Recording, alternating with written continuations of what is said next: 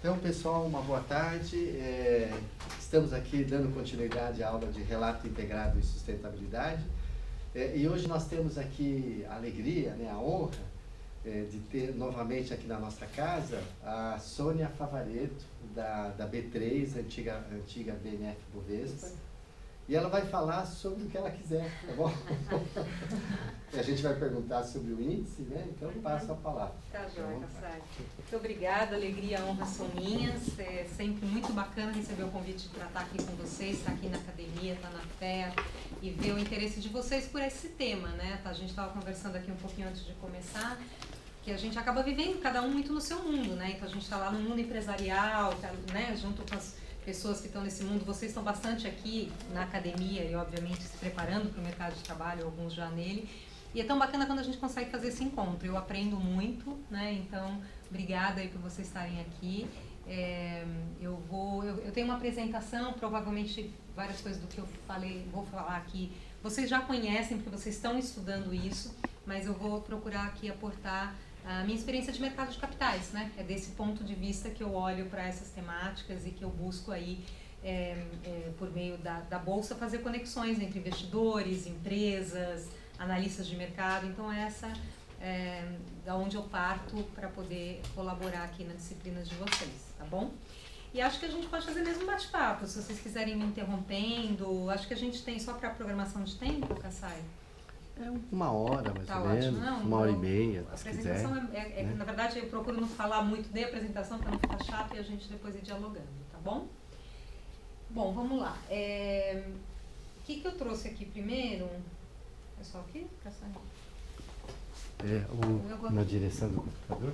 Ah, tá. Pode ser isso, né?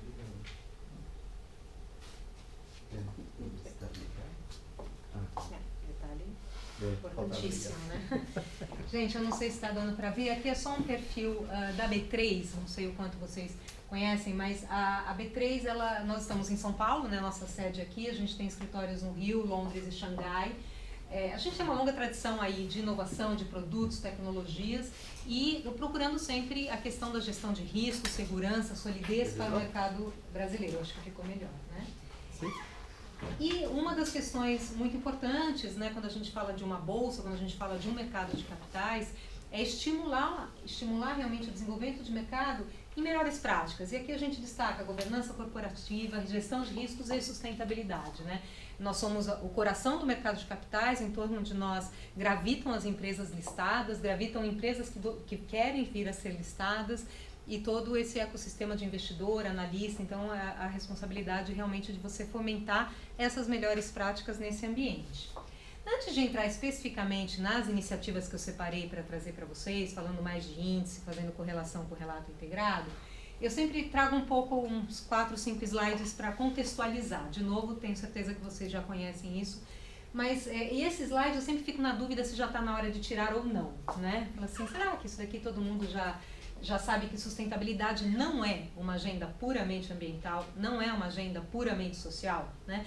Eu brinco aqui dizendo que sustentabilidade não é abraçar a árvore e beijar a criancinha, apesar de que as duas coisas são muito boas, mas a gente está sempre falando de um ambiente, da criação de uma economia, da criação de uma sociedade que considera os 3 elementos, né? O ambiental, o social e o econômico-financeiro. Então, o econômico-financeiro é de onde a gente vem, continua sendo mainstream, vocês sabem disso, vocês estão dentro de uma fé, né? Mas o que a gente trabalha fortemente é para mostrar que todos os objetivos ambientais e os objetivos sociais têm que se equilibrar com os objetivos econômico-financeiros, porque cada vez mais essa agenda ambiental e social é risco, a gente vê isso diariamente, né? É risco para as companhias que não olham para essas questões na sua estratégia, nos seus negócios, e é também oportunidade, né? Então, em essência, a gente trabalha para isso. Eu sempre gosto de trazer as 2 referências conceituais onde nós nos apoiamos. Primeiro é John Elkington, né, que cunhou lá no famoso Canibais com Garfo e Faca o conceito do Triple Bottom Line, que é exatamente isso que a gente viu no slide anterior, que é a expansão, né, do modelo de negócios tradicional, que só considerava os fatores econômicos na avaliação de uma empresa, para um modelo que passa aí a considerar a performance ambiental e social conjuntamente, né? E aqui o conceito da Brundtland, né? A Gro Brundtland era a primeira-ministra da Noruega em 1987, quando aconteceu uma grande conferência lá, que derivou então o relatório Brundtland, que é o desenvolvimento sustentável, certamente vocês já ouviram, que é aquele que satisfaz as necessidades da geração atual, ou seja, nós, sem comprometer as necessidades das gerações futuras de satisfazerem, né, as suas necessidades de consumo, de produção, de efetivamente viver, né, nesse planeta. Aqui tem uma coisa interessante, John Elkington, uma pessoa bem próxima nossa também, e ele recentemente ele fez um recall do Triple Bottom Line, talvez vocês tenham visto, né, ele publicou um artigo na Harvard e foi interessante porque a gente acabou não conseguindo fazer o call com ele, a assistente dele esteve aqui no Brasil, nos visitou, e depois falou, precisamos fazer uma conferência call, e aí as agendas acabam não batendo. E assim, no fim do dia, o que ele traz um pouco, a questão ESG, né, o quanto isso de fato conseguiu mudar uma dinâmica dentro do ambiente empresarial, ou a gente tem que olhar de uma perspectiva mais holística e trazer mais as questões até de ODS permeando. E aí eu, enfim, muito modestamente, falei que eu acho que está tudo certo com o Triple Bottom Line. No fim do dia é disso que a gente está falando mesmo. Eu falei, Lohane, é isso, você pode sofisticar um pouco mais, um pouco aqui, mas esse é o desafio que a gente vê das companhias, né? A gente interage diariamente com elas e com os investidores, e a questão é essa que vocês também já sabem, né? Como é que a gente precifica, como é que a gente faz isso ser internalizado, as questões sociais e ambientais serem internalizadas na empresa, né? Tudo bem? E aí tem uma questão que é concreta, né? Isso muito quando a gente fala de uma agenda de céticos, né? A gente sabe que eles existem, e que bom que eles existem, porque a gente precisa dialogar com todo mundo nesse desafio que é global, mas a gente tem uma questão concreta de limite planetário, né? Então, quer dizer, se a gente continuar produzindo, consumindo como a gente faz, a gente não vai ter terra que chegue, né? Aqui já é a abertura aqui da boca do jacaré, né? Se a gente continua fazendo business as usual ou se a gente consegue de fato implementar os acordos para diminuição de gases de efeito estufa e outras medidas, né? Então não tem terra que chegue. E aí essa instituição, a Earth Overshoot Day, todo ano ela calcula em que dia do ano nós, eu costumo dizer assim, entramos no cheque especial da Terra, né? A partir de que dia do ano a Terra já não tem condições mais de se regenerar à medida do consumo, da produção de nós, dos seus habitantes, né? Se a gente vê, eles calculam isso desde 2008 e a cada ano vem adiantando um pouco, né? Em 2018, em 1º de agosto. A gente está dizendo que no ano passado, a partir de 1º de agosto até 31 de dezembro, a gente já estava aí usando o cheque especial da Terra. Então, quer dizer, nós temos realmente uma limitação concreta ambiental. E aí tem algumas discussões, talvez vocês também já tenham tomado contato, né? Mas o que é mais importante no Triple Bottom Line? É o ambiental? É o social? Tem algumas linhas de raciocínio que defendem, por exemplo, o ambiental é o mais importante porque dele deriva todo o restante. Minha opinião é que a gente, de novo, volta no Triple Bottom Line. As três coisas são igualmente importantes.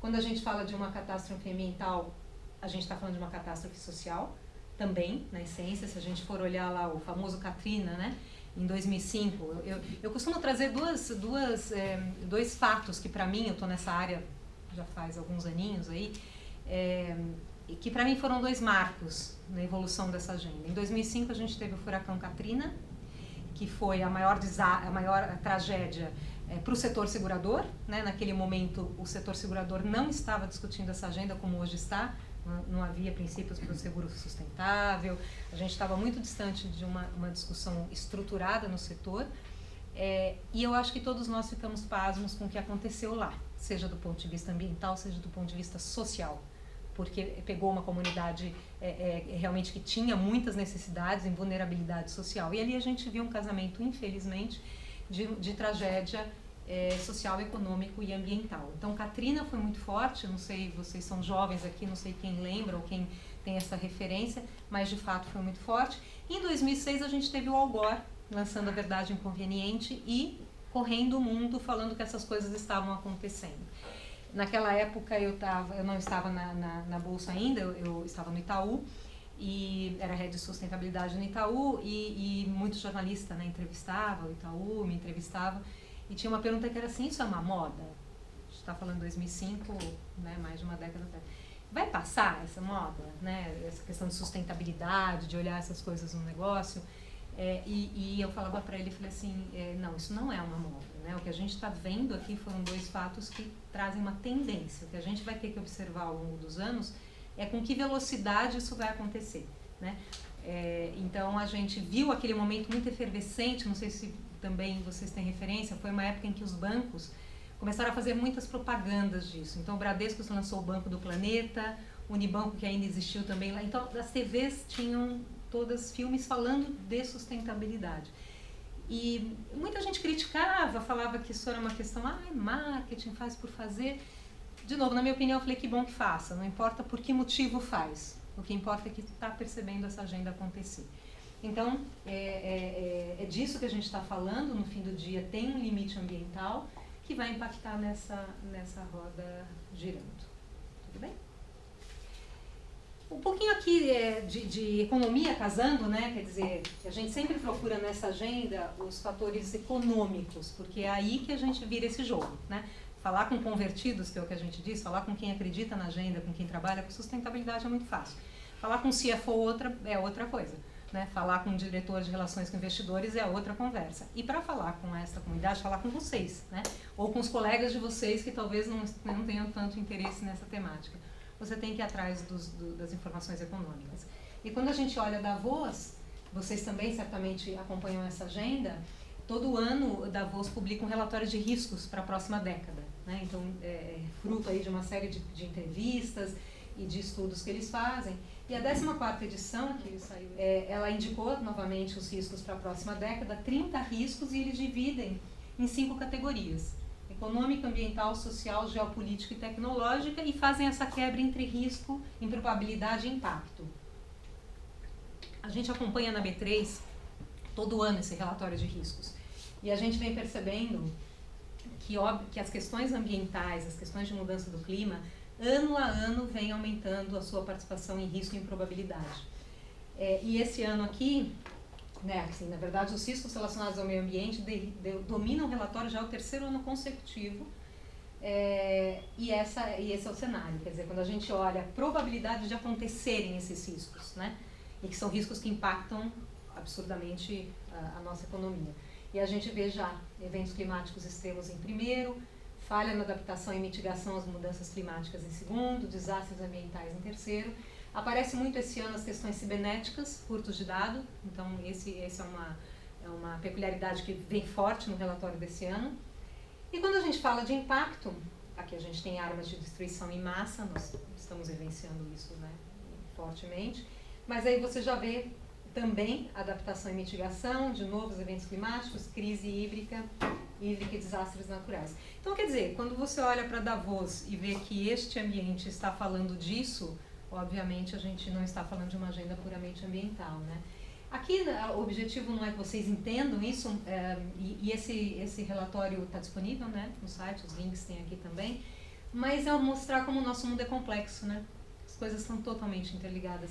Quando a gente olha aqui na falha, né, nas questões de mitigação e adaptação à mudança do clima, é totalmente interligado com crise, né, alimentar, com as questões alimentares. Então, assim, tudo está interligado, e eu acho que principalmente no mundo que a gente vive, que vocês aí lideram, né, como uma nova geração, que é o mundo tecnológico, né? Então, é no meio dessa complexidade que a gente tenta aportar uma agenda socioambiental. Tem um movimento forte, falei no começo para vocês que a gente interage com os investidores o tempo todo, e para mostrar que isso também está presente na agenda deles, e uma das principais discussões atuais é a tal da descarbonização dos portfólios, né? Isso basicamente é um movimento que busca despertar a comunidade de investidores institucionais, grandes fundos de pensão, grandes fundos institucionais, para olhar os riscos da sua carteira de investimentos, né? Então, quanto aquela carteira, aquele portfólio de companhias que você investe emite de gás de efeito estufa, a chamada pegada de carbono dos investimentos.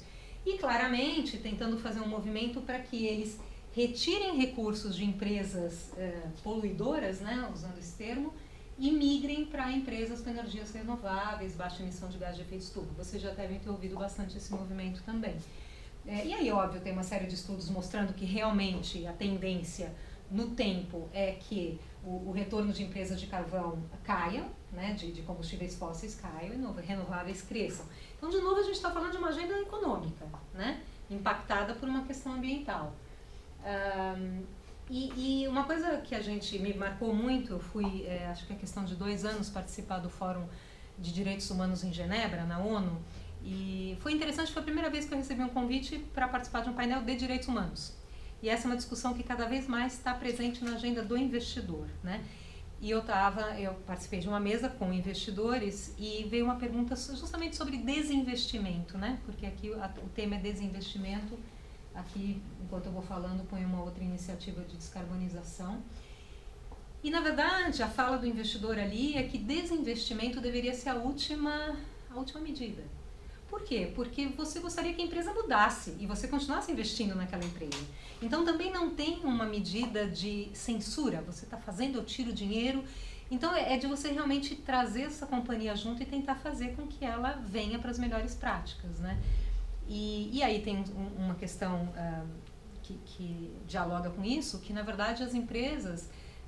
você pode, eventualmente, tomar uma decisão de retirar recursos financeiros por uma questão ambiental, mas ao fazer isso, talvez você crie uma crise social, porque essa empresa emprega, essa empresa tem fornecedores, essa empresa depende de um fluxo econômico que esse investidor colabora. Então, é tudo isso, voltando ao mundo complexo, que tem que ser observado. Se você retira o recurso, será que você não vai criar um outro problema do outro lado? Então, mas de qualquer forma, é um movimento forte. Aqui tem o movimento do Fundo Soberano da Noruega, já tem alguns anos, né? A gente está falando de 4 anos aqui, que é o maior do mundo, e que informou retirar, né, que está fazendo da maioria dos seus ativos em mineradoras exclusivas em carvão. Esse é um movimento bastante representativo no meio, né, quando a gente fala de um fundo como o Norges Bank, que tem um patrimônio muito grande sob gestão. Então eu dei um zoom aqui para a gente entrar agora nas iniciativas da B3 e falar mais especificamente do que a gente está colaborando aqui na pauta de hoje. Primeiro, compartilhar com vocês assim, a gente trabalha, na verdade, em 4 dimensões dentro da B3. Primeiro, nós somos uma empresa listada, né? Nós somos uma empresa, então a gente tem que aplicar essas práticas antes de qualquer coisa, senão você não tem o tal do walk the talk, né? Como é que a gente pode falar para as companhias aplicarem se a gente não faz? A gente faz tudo? Obviamente não, mas de novo numa linha de evolução e de tentar fazer o melhor, né? As melhores práticas.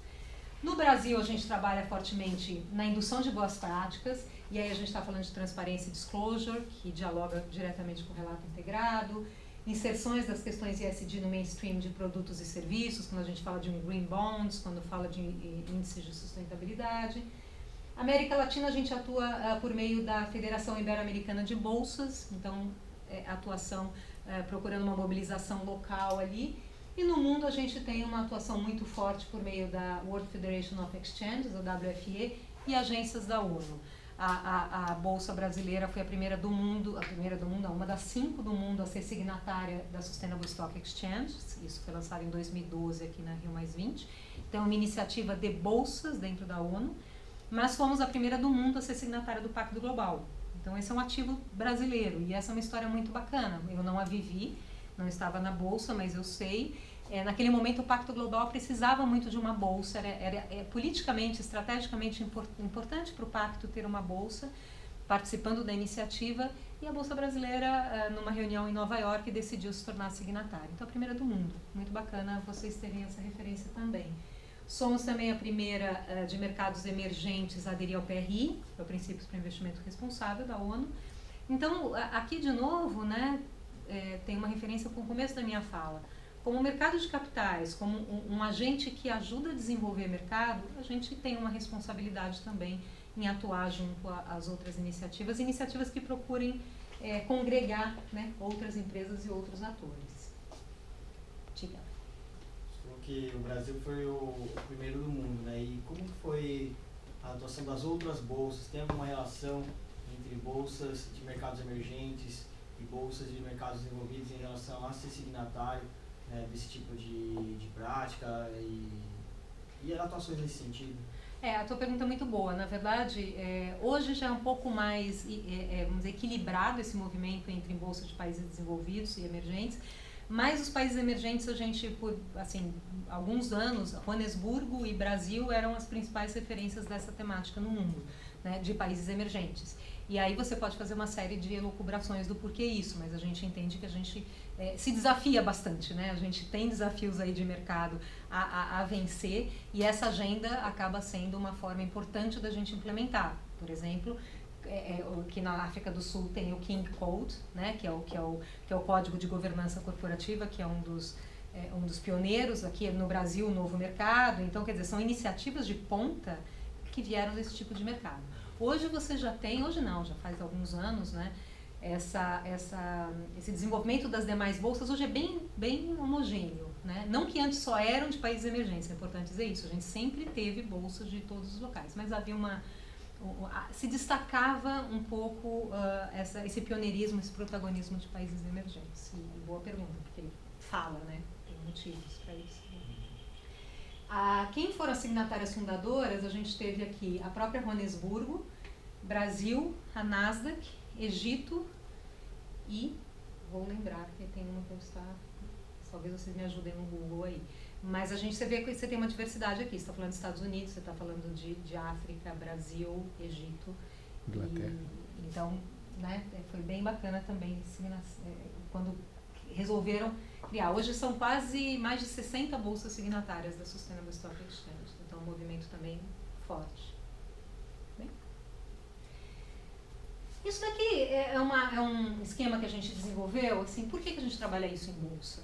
A gente trabalha isso em bolsa, se a gente tivesse que resumir aí, o triple bottom line na veia, né?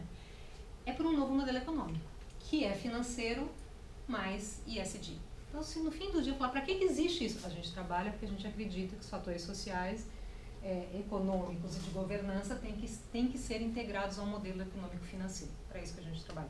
E por que a gente faz isso? Porque a gente entende que novos negócios estão surgindo nessa seara, a gente minimiza risco, atrai e retém funcionários. Posso falar para vocês aqui, né? A hora que vocês estão escolhendo uma empresa para trabalhar, isso não pesa na balança? Não pesava 15, 20 anos. Eu venho de uma outra lógica. Quando a gente foi no mercado de trabalho, será que essa empresa tem boas práticas? Não era aquela realidade, mas hoje é, né? Hoje você quer saber qual é o propósito da empresa, hoje você quer saber se ela se alinha ao seu propósito. Então, isso é um fator de atração e retenção. Indução e avanço do mercado, a nossa responsabilidade. Sem dúvida é uma questão de imagem e reputação, e isso é bom, né? As empresas também vivem disso. E a gente tem aqui a possibilidade de envolver muitos stakeholders nessa agenda, quando a gente fala de fornecedor, de regulador, de clientes. Então, esses são alguns dos motivos do porquê fazer isso, né? E a gente divide em três linhas, né? A gente busca agregar valor ao cliente, somos uma empresa, né? Temos o nosso cliente, então agregar valor ao cliente nessa agenda. Conectar com o negócio, essas duas estão muito próximas, porque à medida que eu conecto, eu crio produto, serviço, interajo, coloco no meu planejamento estratégico, eu também chego no cliente. E como eu falei, a gente é uma empresa, então tem que atuar internamente e tem que induzir mercado. Para hoje aqui, eu procurei destacar essas iniciativas que dialogam mais diretamente aqui com a disciplina de vocês.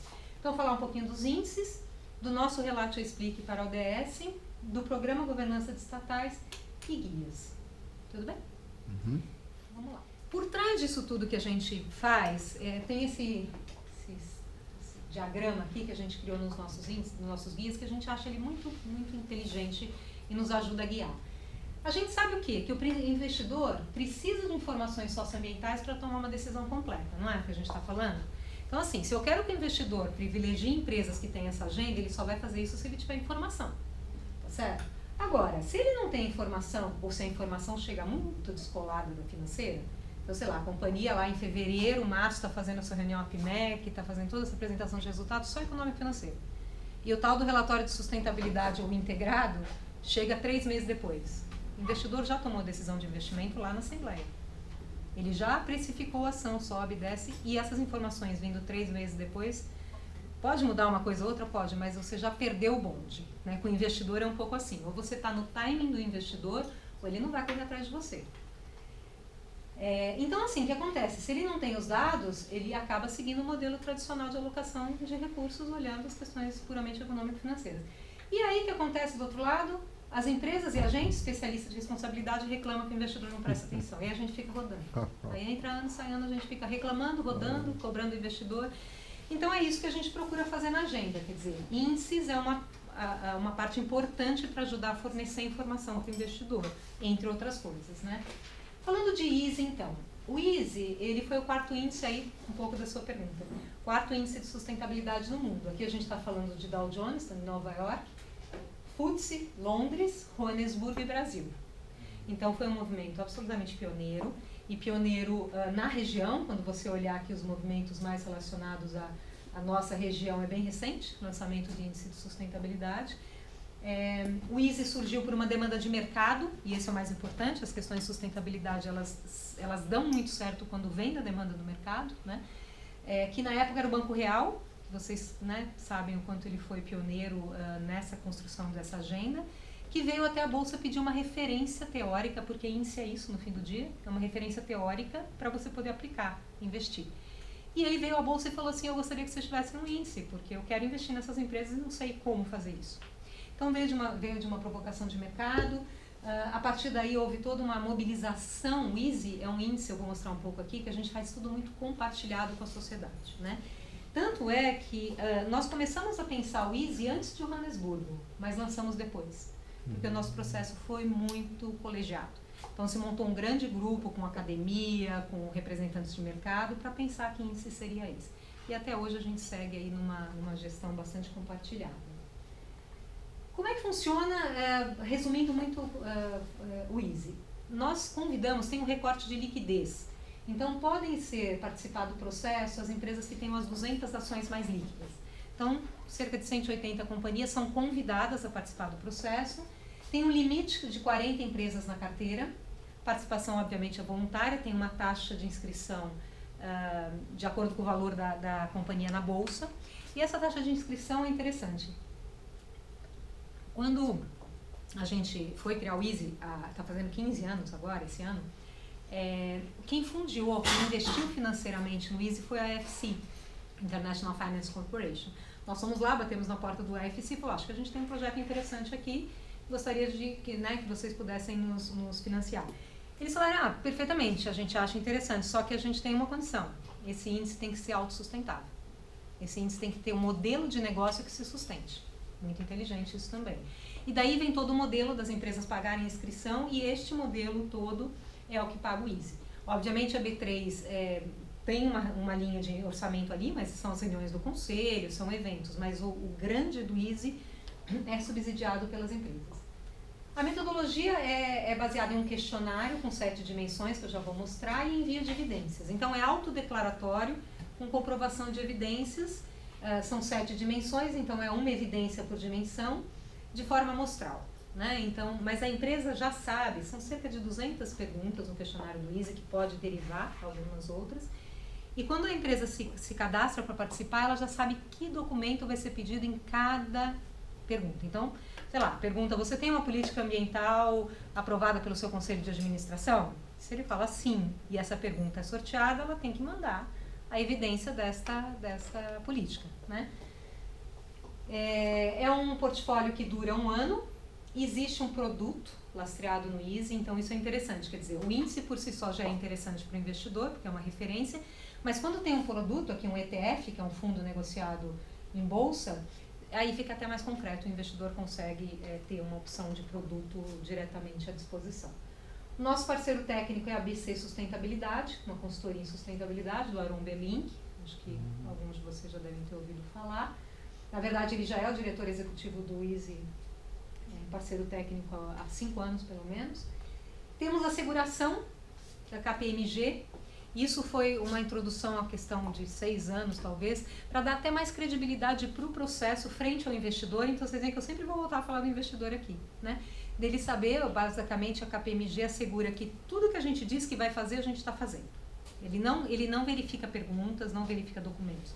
Ele garante que o processo está seguindo as premissas corretas. E a gente tem um monitoramento de imprensa muito importante da imagem corporativa, inclusive trabalha pro bono para a gente. Diariamente, ela faz o clipping das empresas que estão na carteira, na grande imprensa, e a gente tem uma escala de crises. Crise leve, leve, média, grave e gravíssima. Então, dependendo de algo que saia na imprensa, identificando a empresa passando por alguma crise, porque as empresas passam por crise, você não fica um ano, né? Você elege a carteira do Easy e fica um ano, muita coisa pode mudar. A gente tem uma série de procedimentos de interação com a empresa. Pede explicação, ela pode ter que vir a conselho e explicar. Então, a gente tem um processo bastante interativo com as companhias. O Easy tem um conselho deliberativo, que eu presido em nome da B3, e aqui vocês veem as 11 instituições de mercado que integram esse conselho. Então, aqui você tem a área social, pelo GIF, o próprio AFC, né, que a gente está falando de mercado, a AFC, a Ambima, a PIMEC, a BRAP, mercado fortemente, governança pelo IBGC, IBRACON, né, as questões todas de verificação, né, de auditoria, a agenda ambiental pelo Ministério do Meio Ambiente e pela ONU, e o ETOS também. Então, é um conselho de primeiro nível e que ajuda a B3 a gerir esse índice, olhar tendências e, no fim do dia, aprova a carteira. Aqui, rapidamente, eu não vou me deter, a gente tem 4 fundamentos e aqui, sim, eu vou me deter. Transparência, né? Voltando naquilo, se o investidor precisa de informação, como é que o Easy pode colaborar? Hoje, se vocês entrarem no easyb3.com.br, você vê todas as respostas das empresas que estão na carteira. Elas são públicas, as respostas do questionário. E esse foi um processo que a gente fez de quase 5 anos. Um ano a gente introduziu uma pergunta no questionário que era optativa. Você autoriza a publicação das suas respostas? E a gente fez isso ano a ano. Então a gente faz um processo indutivo nessa agenda. Porque se eu chegasse do dia para a noite e falar é obrigatório abrir as respostas para participar do Easy, ia afugentar um monte de emprego. E a gente foi ano a ano. Então, no primeiro ano era, sei lá, 3 de 30. No último ano era 32 de 33. Não, 33 de 35. A gente falou, virou critério. E hoje é um critério para participar do Easy. Até onde a gente tem de conhecimento, o único índice do mundo que tem as respostas abertas no site. Isso tem vários ganhos. Sociedade civil pode se organizar em torno dessas respostas. As empresas podem fazer benchmark, empresas do setor. A academia pode se beneficiar disso também, né? O investidor, obviamente, vai lá e pode traquear o que ele quer saber. Bom, diálogo com as partes interessadas, aperfeiçoamento contínuo do questionário, autonomia financeira, metodológica e decisória. E a gente trabalha com 3 objetivos estratégicos. A cada 5 anos a gente faz uma rodada de planejamento estratégico. Então também aqui não é nada, né, não sai nada da cartola. A gente tem 3 públicos a atingir: investidor, empresa e sociedade. Então, a gente tem uma agenda para dialogar com investidores para que o Easy seja cada vez mais interessante para ele, que ele use o Easy. Para as empresas, para que ela veja valor em fazer parte da carteira do Easy, porque tem um trabalho para concorrer a essa carteira. E, obviamente, pela sociedade, a gente tem essa lógica de construir essa nova cultura do ponto de vista ISD. Essas são as 7 dimensões do questionário, e aqui vocês veem exatamente o que a gente vê em cada dimensão. Então, por exemplo, na dimensão geral, a gente quer saber de compromisso, alinhamento, transparência e corrupção. Tem uma série de perguntas em torno disso. E por aí vai. Mudança do clima, ela é a mais nova, mas já tem pelo menos 5 anos. Que a gente percebeu, ela tinha perguntas dentro da ambiental, mas a gente percebeu que a mudança do clima se tornava uma agenda muito importante separadamente. Criamos a dimensão. Outro detalhe importante para falar é essa dimensão natureza do produto. O Easy é um índice inclusivo, não tem restrição de setor. Se você vai, por exemplo, o índice de Londres, não pode participar empresa de armas, de bebidas, de fumo, já existe o screening negativo ali. Essa foi uma grande discussão quando o Easy foi lançado. Não tem certo e não tem errado, tem decisões, né? E se decidiu que seria um índice inclusivo, essas empresas teriam que se qualificar. Então, existe uma dimensão onde a gente pergunta todas as consequências do produto dela. O seu produto traz risco de morte? Quanto do percentual do seu faturamento é destinado para X, Y, Z atividade? Né? E se ela conseguir, no balanço das 7 dimensões, se qualificar, eu, como presidente do conselho, não vou ter problema nenhum em responder por que uma empresa de tabaco ou de armas está ali dentro. Não existe empresa perfeita, existe um balance das coisas. E também tem por trás dessa decisão a lógica de que essas empresas são legais, elas empregam, elas têm fornecedores, elas operam no mercado. Então a gente naquele momento entendeu que deveria incluí-las nessa lógica. Tudo bem? Alguma pergunta sobre isso até aqui? Esta é a carteira atual, a gente tem hoje 28 empresas, 33 ações e 12 setores. A quantidade de setores é importante também. Quanto mais diversificada, mais interessante para o investidor, né? Então, nisso que eu digo para vocês que a gente dialoga muito com o mercado, a gente, a questão, vários anos já, 5, 6 anos, a gente fez um limite de participação setorial. Então, hoje, não pode ter mais do que 10% de participação setorial no Easy. Por quê? O setor elétrico e financeiro, em geral, são empresas que têm uma agenda bastante forte, elétrico até pelas regulações que existem, eles tendiam a ter uma concentração grande, para o investidor não é interessante. Então, a gente tem uma limitação setorial. Aqui está o site que eu falei para vocês, easyb3.com.br, você consegue ver de todas essas empresas. E no site também, a gente tem uma plataforma com as respostas dos 15 anos. Então, a gente lançou isso quando a gente fez 10 anos. E essa plataforma você pode fazer uma série de pesquisas comparativas de resposta, de dimensão, de empresa. Então, vocês que estão aqui numa parte de pesquisa, eu recomendo, e se vocês precisarem, viu, professor, de qualquer apoio, quiserem interagir com a ABC Sustentabilidade, o que vocês quiserem ou bolarem dentro disso, a gente está super à disposição, tá? Porque é um material bem rico, sim. Bom, esse é o quadro que eu mais gosto de mostrar, porque, de novo, a gente tem que dialogar com o setor financeiro. Aqui a gente compara o Ibovespa e o Easy. A primeira vez que eu fiz essa apresentação, alguns aninhos atrás, eu não fiz esse disclaimer, eu apanhei um pouco. Então, o disclaimer é, estamos comparando laranja com banana, né? Comparar o Easy com o Ibovespa é comparar duas coisas bem diferentes, seja por quantidade de empresa, seja por contexto. Mas há que se comparar, e todas as bolsas do mundo comparam com o seu principal índice versus sustentabilidade. E a gente vê que o Easy, desde 2011, já tem uma tendência de se descolar do Ibovespa. É claro que você tem picos, né, em momentos, mas aqui já tem uma tendência histórica razoável aí para você inferir, a gente infere, né, não dá para dizer com certeza, mas inferir que as empresas que adotam estas práticas, que são as empresas do Easy, tendem a trazer melhor retorno e menor volatilidade. Então aqui a gente está falando da relação risco-retorno, né? Então essa é uma empresa que ela é menos volátil em momentos de crise, ela oscila menos. Então é um bom negócio no fim do dia. Muito bom. Aqui eu trouxe para vocês como é que o relato integrado está dentro do Easy. Porque o que acontece? A gente insere dentro do Easy perguntas, itens, conteúdos, do que a gente quer dizer que é o caminho que a gente acredita. Então, sempre quando a gente insere algum conteúdo, a gente está sinalizando para as companhias que a gente acha que é para lá que elas têm que ir. Então, na dimensão geral 30, a gente pergunta se a companhia publicou um relatório de sustentabilidade, aqui de uma forma geral, relatório, né? E aqui, em relação à produção de relatos baseado na integração entre, né, esses conteúdos, e a gente cita o IIRC aqui, explica o que é um relato integrado e a gente pergunta se ela já publicou ou não algum relatório com essas características. E aqui é a resposta já da última carteira. Então, 75% publicou com essas características, 13% estuda o tema, mas ainda não adotou medidas para aplicá-lo. 2% adotou medidas para publicação de relatos que integrem informações sociais, econômicas, ambientais e de governança, mas não os publicou. E 10% nenhuma das anteriores. Nossa, que então, legal. esse raio-x ele é bem rico e também, de novo, a gente fica à disposição se quiser fazer algum cruzamento com essas empresas, enfim. Está no terceiro objetivo estratégico do Easy, que é a sociedade, né? Quer dizer, a gente tem um grupo de empresas aqui que estão se destacando e vocês estão estudando esse assunto, fiquem à vontade.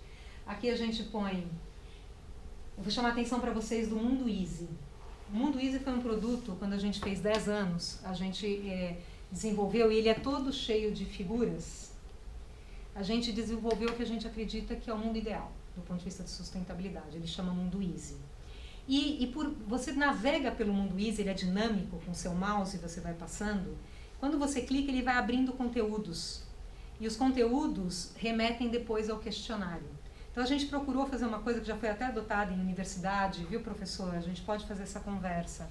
A gente já teve, não sei se foi universidade ou se foi ensino médio, talvez ensino médio, que fez uma gincana toda em cima do Mundo Easy, para trabalhar os conceitos.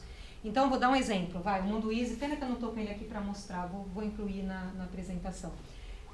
Ele mostra desde a produção, né? Então é um mundo realmente que você vai e vê todos os sistemas, por exemplo, quando você sai de uma matéria-prima, chega num produto final e tem um determinado momento que tem um dinossauro ali. Aí você clica no dinossauro e faz a relação do combustível fóssil. e vai explicando de onde veio o dinossauro. Então, assim, é um conteúdo riquíssimo. E os capitais do relato integrado estão lá. Se vocês olharem, essa é a figura dos 6 capitais, dos 6 super-heróis juntos. E a gente aborda no Mundo Easy o relato integrado. Que legal. Então, esse é um conteúdo que a gente ainda acho que tem que trabalhar mais, né? E está aqui até um convite para que jeito que a gente poderia fazer isso junto com vocês legal. aqui. Fantástico. Muito bom. Posso ir para esse CO2? Pode. Bom, a gente tem o índice carbono eficiente. A gente pode dizer que ele é um zoom do EASY, da dimensão mudança do clima, né? Lá em 2010, junto com o BNDES, a B3 lançou esse índice, também de uma forma pioneira, por entender de novo o quanto a temática da emissão de gás de efeito estufa se tornava aí fundamental para os negócios. Ele é um índice bem mais matemático que o EASY. Ele pondera as emissões de gás de efeito estufa e a liquidez. Então, no fim das empresas, né? No fim do dia, a gente quer saber que correlação você está fazendo entre a riqueza que você gera, né? Na verdade, não é a liquidez, é a rentabilidade dele. Quer dizer, tem um recorte de liquidez para fazer parte do ICO2, que é o IBRX 50. Então, a gente convida 50 maiores empresas do Brasil, que fazem parte do IBRX 50, para participar. E aí a gente pondera os resultados do inventário de gás de efeito estufa dele com dados de faturamento para entender essa relação. Também uma adesão voluntária, no ICO2 não tem taxa de inscrição. A ideia é que ele torne público o inventário, então, de novo, transparência, de novo, informação para o investidor.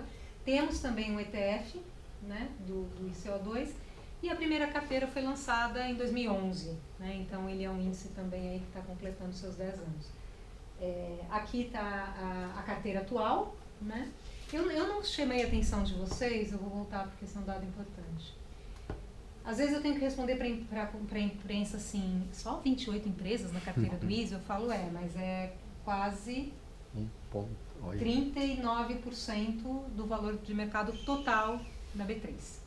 Então você tem que olhar os números também com alguma perspectiva de referência. E o CO2 também, o CO2 até mais, é quase 55% do valor do mercado total da B3. Ou seja, se você comprar essa carteira, você está comprando uma carteira bastante representativa. Também o ICO2 aqui, ele é o que apresenta a melhor rentabilidade se a gente comparar com o seu índice de referência ou com o Ibovespa. O que o ICO2 faz? Né? Você tem a carteira do IBRX 50, dependendo da relação, mais positiva ou menos positiva, a empresa ganha ou perde participação no ICO2 em relação ao IBRX 50. Então, a gente vai trabalhar bastante com o ICO2 esse ano, nessas temáticas de debate de carbono e de emissões, porque ele é um índice que já tem um tracking, né, de 10 anos, basicamente. A gente está falando de 2020, ano que vem, que dá para a gente inferir. E tem muito estudo acadêmico sendo feito também em cima dos dois, né, dos dois índices. Muito bem, indo para Relate ou Explique, que é a outra iniciativa, lá em 2012, alguém já ouviu falar do Relate ou Explique? Não. Em 2012, a gente criou, lá na Rio+20, lançou essa iniciativa. Qual que era o objetivo aqui? Transparência para o mercado. Lá em 2012 não era tão comum o relatório de sustentabilidade. Já começava a se falar, mas não era uma agenda 100%, não estava tão estabelecida assim. Tanto é que no documento da Rio+20 tem o famoso parágrafo 47, que fala da importância de informações socioambientais para o mercado, né? Foi uma articulação importante da GRI ali. E a gente lançou. O que é isso, basicamente? A gente pedia para as companhias ali, voluntariamente, dizerem para a Bolsa se elas publicavam um relatório de sustentabilidade ou integrado. Então, desde lá, a gente já estimulava a questão do integrado. E, se não, diziam por que não faziam. Então, é um relate ou explique. Ou você diz que faz, ou você me explica por que não. Então, aqui foi a evolução dos anos. Aqui é quem não respondia nada, né? Quem simplesmente ignorava o nosso pedido. O azul é quem explicava e o verde quem publicava, né? Então aqui a gente tem essa evolução, aqui só entre publicar e explicar. E o que é mais importante? A gente pedia essa informação por meio do formulário de referência. Então a gente falava para a empresa, vai lá no item 7.8 e lá em 2012 o item era outras informações relevantes de longo prazo. Então achamos um genérico lá. Vai nesse e explica lá. A gente entrava no formulário de referência por formulário de referência e fazia a mensuração. A partir de 2016, a CVM tornou o 7.8 exclusivo para informações ESG. Ou seja, saímos da autorregulação e fomos para a regulação. Então, a CVM hoje pede para que as empresas, aí CVM é regulador, né, digam se divulga informações sociais e ambientais, que metodologia usa, se são auditadas e onde está. Ou seja, a gente encerrou o ciclo do Relate e Explique em 2016. E aqui tem um aprendizado importante que tem muita discussão no meio se essas iniciativas têm que ser mandatórias ou voluntárias. Aí o céu é o limite. A nossa opinião é que a gente tem que trabalhar pelo voluntário com indução, com capacitação, mas com deadline. Se a gente olhar os 2 últimos anos, aqui, a gente vai ver que subiu muito pouco. E a tendência deveria ser essa, né? Porque assim, quem não fala mesmo, vai continuar não falando porque não tem nenhuma recriminação, e quem já faz, já faz. Então a gente aprendeu com esse case, que eu posso até encaminhar para vocês, professor, ele está sistematizado esse case, que a iniciativa voluntária funciona assim, mas ela tem um prazo de validade, digamos, né? E encerramos esse ciclo, hoje a CVM pergunta, mas aí a gente gosta de novos ciclos. Então a gente criou o Relate e Explique para os ODS, né? Para os Objetivos de Desenvolvimento Sustentável. Que a gente lançou, então, estamos indo para o 3º ano, e a gente pergunta o que agora? Se a companhia considera no seu relatório integrado de sustentabilidade os ODS de algum jeito, seja ele qual for. Correlaciona com o GRI, põe na carta do CEO, cita que é importante, não importa a forma, importa se ela está atenta para essa temática. Então a gente só tem 2 anos de tracking, diminuiu um pouquinho quem não falou nada, aqui quem explicou, aumentou quem publicou, né? E aqui dá para vocês verem melhor a quebra pelo Ibovespa e pelo ISE. Então no ISE 100% delas falam que correlacionam no seu relatório, como era de se esperar, né? A gente sempre espera isso das empresas do ISE. Do Ibovespa, a gente teve aí essa quebra. E o total. O que a gente fez também? A gente fez pela primeira vez o chamado busca ativa. Porque esse segundo relato que eu explico, ele não usa o formulário de referência. Porque o 7.8 não fala de ODS. Então esse é o next step que a gente vem conversando com o CVM e acredita que mesmo sem nosso estímulo eles já estão pensando nisso. Então não dava para usar. A gente fez uma pesquisa e a gente percebeu que não era tão eficiente. E a gente fez uma busca ativa nos relatórios deles, né? Esse ano a gente voltou a usar o 7.8. Aí a gente falou assim, entra lá, além daquilo que a CVM está perguntando, me diz se você correlaciona. Então vamos ver, a gente espera que tenha um bom resultado. E aqui, o breakdown das explicações.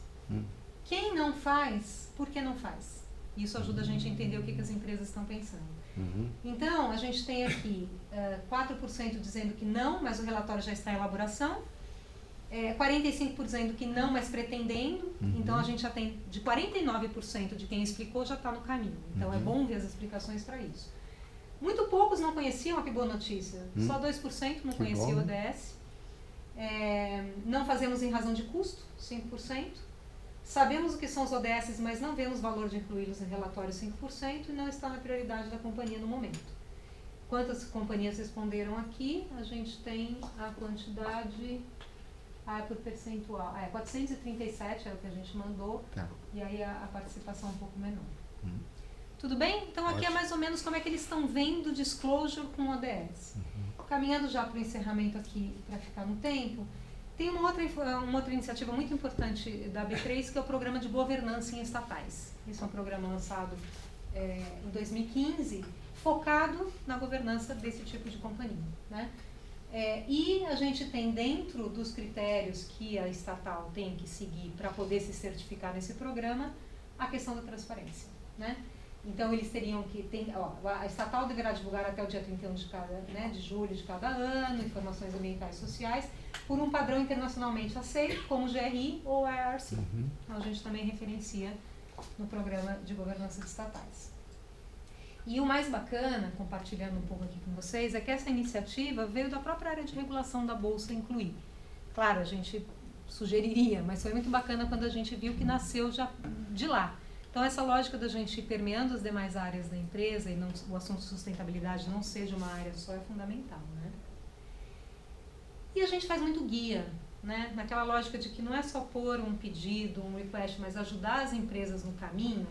A gente lançou em 2016... Não, antes disso até. Tem aqui antes, gente, Easy.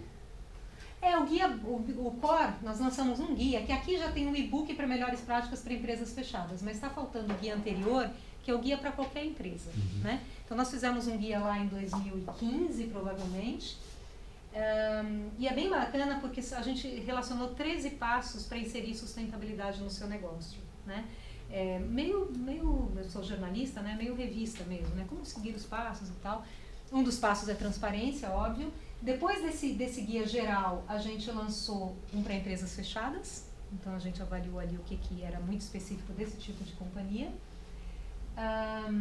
Aqui é a segunda edição do guia, então por isso que ele está aqui no 2016. A gente relançou esse guia, incluindo KPIs alinhados com frameworks internacionais. Então, essa edição antes, depois foram revistos.